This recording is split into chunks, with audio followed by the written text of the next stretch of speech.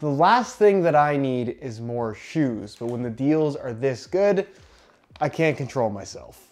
What's going on, guys? Josh from soccerreviewsforyou.com bringing you a video today to show you some recent Nike outlet pickups, a Nike outlet haul, whatever you want to call it, as promised in my last outlet shopping video where I found a whole bunch of salesman sample footwear on the clearance wall. If you missed that video and you want to see it because it does tie into this one, I'll leave a little pop-up on screen. Be sure to go ahead and check it out. Because this is something all new that I've never really done on the channel before, don't forget to leave a like on the video if you guys would like to see more outlet pickup videos. If enough of you want to see it, it's definitely something I can make more of. Plus, it gives me a great excuse to buy more stuff that I don't need at outlet stores. So the first thing that I ended up getting wasn't actually a pair of shoes.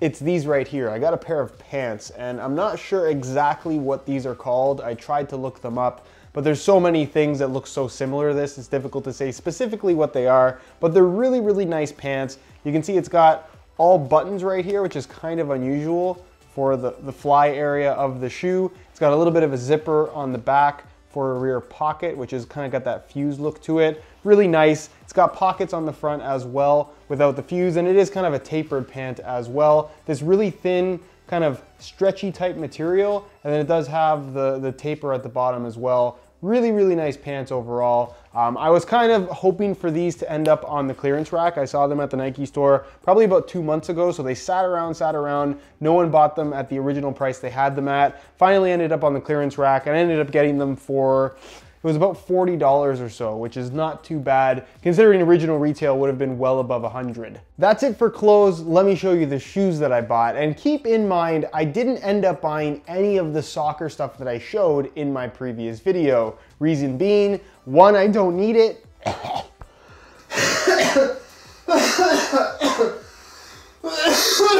What was that? Ugh.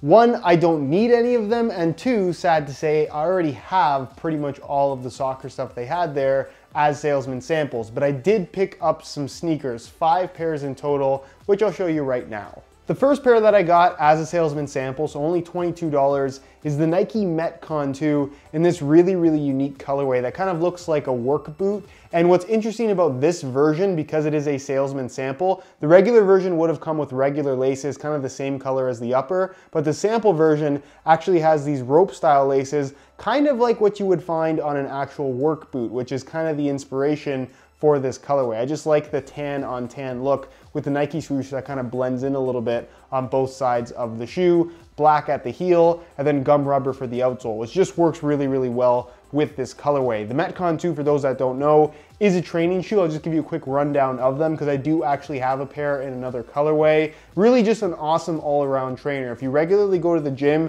and you want one shoe that's pretty good for just about everything, the Metcon series is definitely a really solid option. They're on to the Metcon 3 now, which I have yet to try, but the Metcon 1 and 2, almost exactly the same thing. Very, very good. It's got this unique drop-in midsole, which I'll show you right here, which I guess is not that unique for Nike, but in comparison to other brands, you don't see this all that much. So this is pretty much all the underfoot cushioning for you, and it is a firmer foam overall. So you can squat in these, you can do kind of heavy lifting, but you also can run. It's not so firm that it feels uncomfortable. You can sprint, quick change of direction, pretty much anything that you want. And basically the rest of the shoe is just a shell. It's got mesh through the forefoot and toe box area, fuse in all the high stress areas as well, flywire cables attached to the lacing system, good structure at the heel, and a really, really good outsole that's not only just durable, but also provides pretty decent traction if you're on an indoor court or some kind of a flat surface overall. It's also got a nice wide base to it in the forefoot, which just leads to very good stability. So again, as a good all-around trainer, the Nike Metcon 2 is a solid shoe, and I'm glad I got them in this colorway because this is one that I definitely did have my eye on.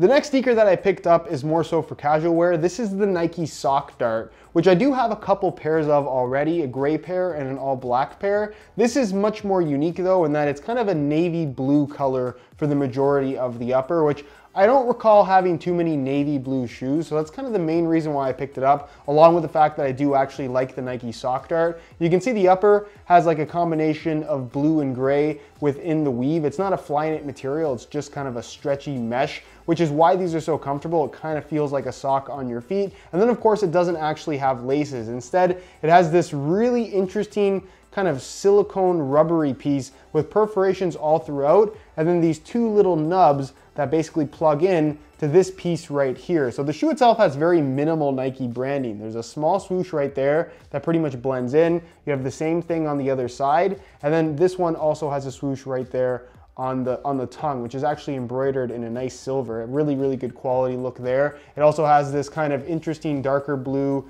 perforated material right here. And then something that I'm not sure if this was on the regular version of this colorway, the top of the liner is kind of like a synthetic suede type material, almost like a microfiber.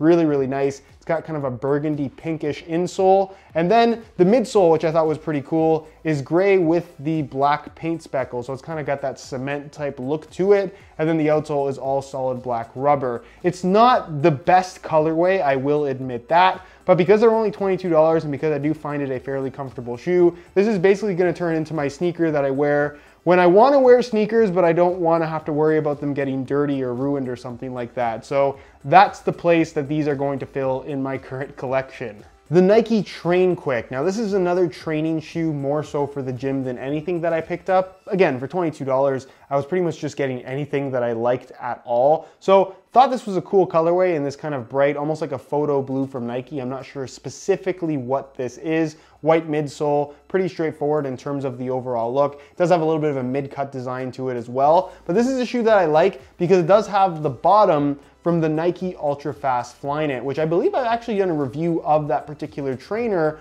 on this channel. If I have, I'll leave a little pop-up on screen. But basically it's kind of a Nike freestyle outsole, fairly low profile, got a nice responsiveness to it, but it's got this plastic insert that adds a little bit of rigidity that just makes the shoe feel very, very solid, more so than a standard Nike Free or Nike Free trainer would normally be. You got some good tread there at the bottom in the black parts at the heel and tip of the toe, and then all these little inserts that are blue are also solid rubber as well. The midsole provides a decent amount of cushioning, and again, the shoe itself has good flexibility and good stability to it overall. Now, unlike the Flyknit variation, this has a fuse upper with flywire cables attached to the lacing system, but I will say this, while I don't think it's as cool looking as the Flyknit or the Ultra Fast Flyknit, this actually does feel a little bit better, more comfortable, I would say. So I really like the way that this shoe feels. And honestly, in this colorway, I think it's actually a pretty cool looking shoe as well. Laces run right through the middle, as you guys can see. And the fact that it's a little bit of a mid-cut as well, I think is kind of cool. It's got a nice solid heel counter. And again, it's just one of those good all-around training shoes for the gym. You can pretty much do anything you want in these. Plus, they're $20. So really, can you go wrong at that price? I would argue no.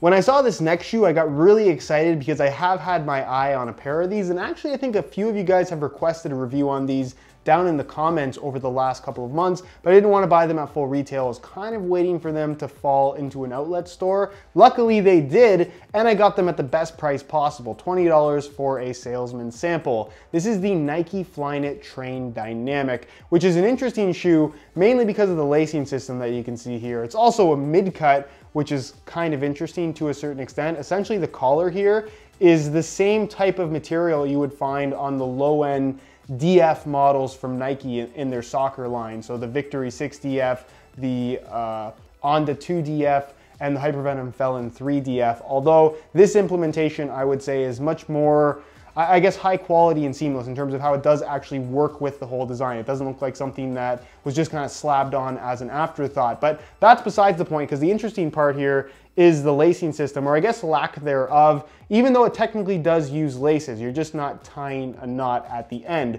So you can see there are 4 shoelaces that kind of act as a cable structure system. You could call it flywire, which you do actually have here on the medial side where it kind of overlaps. But basically these 4 laces run from the base of the sole diagonally across the forefoot, cutting through the midfoot, and then as you can see, they kind of loop through the actual flywire cables right here. They grab right on, and then they split back across kind of in the opposite direction, again on a diagonal, and then they attach directly to this piece of Velcro right here. So you can see that's what it looks like when it's opened up. It would kind of come straight across. Your foot goes in there, and then you kind of just pull it back over, and oh, I'm trying to do this backwards, and then attach it right there like that, securing everything in place. So I'm really curious to try these out and see how this security or fastening system works, because Obviously, when we see stuff like this, there's always speculation as to whether or not this is going to make its way onto other lines from Nike. If they do it on a trainer, it's kind of low risk, I would say, but if they were to do this on a soccer cleat or a basketball shoe,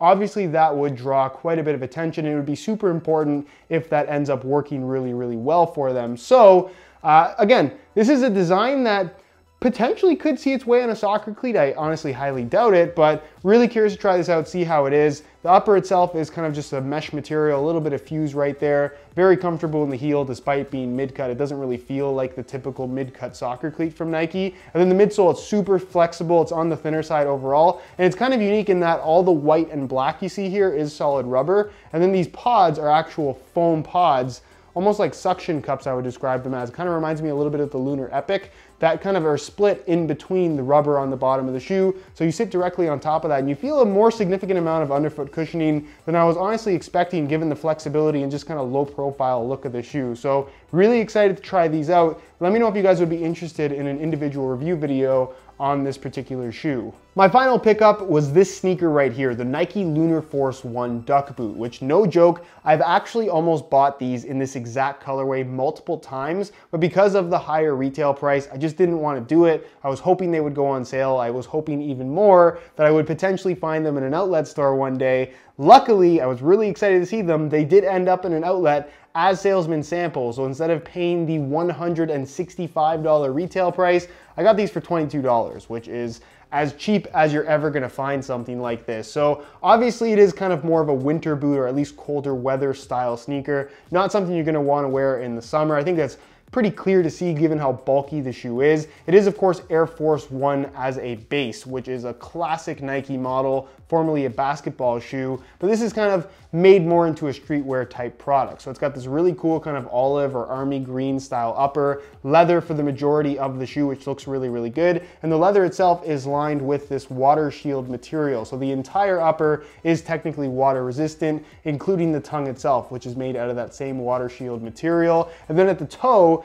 kind of new for this year's Lunar Force 1 Duck Boot, is the star pattern on the toe and kind of like this rubbery type material. Very, very durable by the feel of it, and it looks cool. It's kind of inspired by the stars you would normally find on the edges of an actual Air Force 1 that you do have on this model as well, but this is kind of more inspired as a winter boot, so it's got more aggressive tread as opposed to a more kind of basketball style bottom that's more smooth, but of course does incorporate the same pattern and overall look. Now, it's also a Lunar Force 1, so it does have a Lunar Lawn midsole, which makes the shoe significantly lighter than a regular Air Force 1 would otherwise be, especially a mid-cut one. Those can actually feel a little bit clunky, but these are remarkably lightweight considering how, I guess, bulky they look. And they're very, very comfortable to wear as well. For winter, I think this is an ideal sneaker. I really, really like the look of them. Some detail there on the back, the reflective Lunar Force 1 tag right there on the tongue. So again, this is a shoe that I've had my eye on for a little while. Really, really happy that I got them as salesman samples at an outlet store. So those are my Nike outlet pickups, $22 a pair, 5 pairs in total. That's $110 before taxes,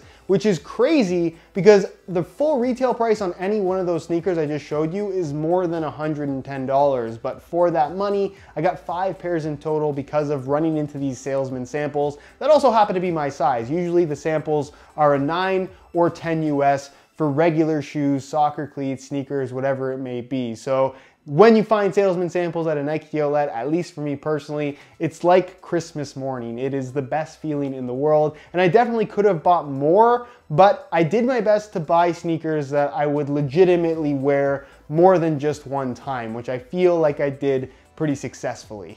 Anyways, let me know what you guys think of this style of video. Is this something you would like to see more of? I realized there wasn't a lot of soccer stuff that I bought here. There actually wasn't any soccer stuff, but there was training related stuff. And if I think you're a boot enthusiast in general, you're probably into sneakers as well. So hopefully you found something in this video at least somewhat interesting. Again, if you want to see more, let me know your feedback down below in the comments. Leave a like on the video. The more you guys support this style of video, the more I can make these happen, because I definitely don't mind buying stuff at the outlet store. So Other than that, hopefully you enjoyed the video. If you have any questions for me, leave them down below in the comments and I definitely will get an answer out to you. Subscribe if you haven't already for daily videos on all the latest and greatest soccer gear. You can find all of my social media information linked down below in the description as well. And other than that, guys, hope you enjoyed today's video. And as always, thanks for watching.